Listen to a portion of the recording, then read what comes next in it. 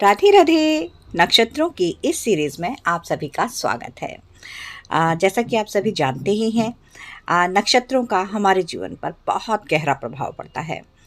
हम नक्षत्रों की ऊर्जाओं के अनुरूप ही हम कार्य करते हैं और उसी के अनुसार हमारा व्यक्तित्व भी होता है। बस क्या चाहिए कि उस नक्षत्र के स्वामी, उसके देवता और उस नक्षत्र के चरण जिस भी राशि में हों, उसके स्वामी या उन ग्रहों की स्थिति हमारी कुंडली में सही होनी चाहिए। अगर ये सब होता है तो हम अ, बहुत ही नक्षत्रों से प्रभावित होकर नक्षत्रों के अनुरूप ही कार्य को करते हैं। आज हम 11वें नक्षत्र पूर्वा फाल्गुनी नक्षत्र की बात करेंगे। कैसे होते हैं ये लोग, इनमें क्या खास बात होती है, इन्हें क्या करना चाहिए, तो आइए जानते हैं। ये जैसा कि पूर्वा फाल्गुनी नक्षत्र ये शुक्रदेव का नक्षत्र है, इसलिए इन्हें भौतिक सुख सुविधाएं ज़्यादा प्रभावित करती हैं और आर्थिक रूप से ये समृद्ध भी रहते हैं। कहा जाता है कि पूर्व जन्म में किए गए अच्छे कर्मों का फल भोगने के लिए ही व्यक्ति इस नक्षत्र में पैदा होता है। इस नक्षत्र को विवाह से भी जोड़ा जाता है क्योंकि शंकर भगवान ने अपने विवाह की तैयारी इसी नक्षत्र में की थी। प्रेम रोमांस के लिए इस नक्षत्र को अच्छा माना जाता है। इसके देवता भगदेव हैं, जो कि माता अदिति और कश्यप के पुत्र हैं और 10 आदित्यों में से एक हैं। ये धन धान्य सुख सौभाग्य के देवता हैं। इसलिए इन जातकों को ओम भगाय नमः का जप सुबह उठते ही सबसे पहले और अपने किसी भी शुभ काम की शुरुआत को करने से पहले इस मंत्र का जप करना चाहिए। इससे उनका जो जन्म नक्षत्र है वो स्ट्रांग होता है। और इस नक्षत्र के चारों चरण सिंह राशि में आते हैं, जिनके स्वामी सूर्य देव हैं। इसलिए इन जातकों पर शुक्र और सूर्य ग्रह का विशेष प्रभाव रहता है। इनका इस नक्षत्र का जो सिंबल है वो लटकता हुआ झूला या फिर जैसे चारपाई है ना, लटकते हुए झूले को ही मतलब इनका सिंबल होता है। तो ये लोग अपने घर में एक स्विंगिंग हैमॉक भी लगा सकते हैं या झूले का कोई स्टैचू भी अपने आसपास रख सकते हैं।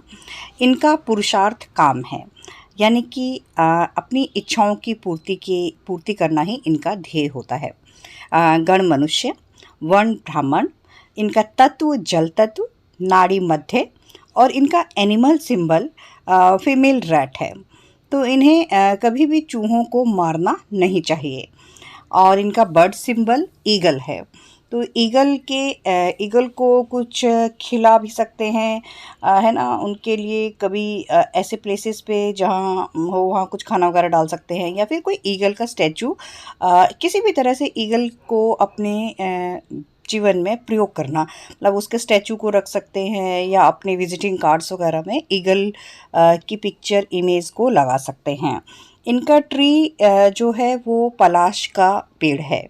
तो इन्हें अपने जीवन काल में कभी ना कभी पलाश के पेड़ को ज़रूर लगाना चाहिए और उसे नर्चर करना चाहिए। उसे कभी जल देना और मतलब उस पेड़ की परिक्रमा करना, उसे मतलब अच्छे से पैम्पर करना, मतलब पेड़ के साथ उस एनर्जी के साथ जुड़ना है। इस नक्षत्र में जन्मे जो बच्चों के नाम होते हैं वो MOTA, TI या TE है ना, या फिर TU से हम रख सकते हैं। और ये लोग काफ़ी भाग्यशाली होते हैं। इन्हें समाज में खूब मान सम्मान मिलता है।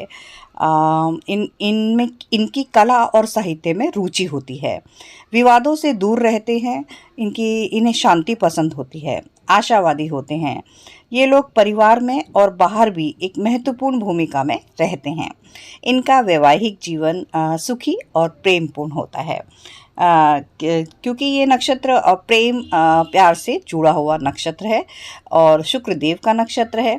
तो इनमें थोड़ी कामुकता भी देखने को मिलती है। ये लोग नौकरी से ज़्यादा व्यवसाय करना इन्हें पसंद करते हैं।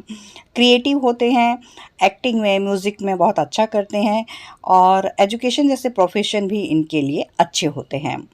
ये लोग खाने के बहुत शौकीन होते हैं। इन्हें खाने में इनका कंट्रोल नहीं रहता। बहुत फूडी होते हैं, तो इन्हें उस चीज़ का ध्यान रखना चाहिए और इन्हें डायबिटीज़ की शिकायत हो सकती है। इन्हें योग और एक्सरसाइज को अपनी डेली रूटीन में शामिल करना चाहिए।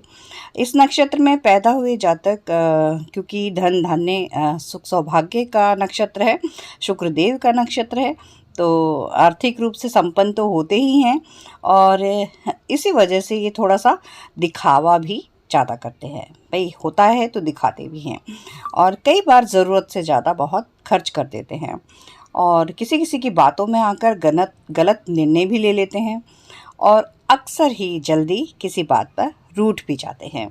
तो एक बहुत ही अच्छा नक्षत्र है, सुख सौभाग्य समृद्धि का नक्षत्र है। अपने पूर्व जन्मों के पुण्य कर्मों को भोगने के लिए ही इस नक्षत्र में जन्म लेते हैं। श्रेष्ठ नक्षत्र है, अच्छा नक्षत्र है।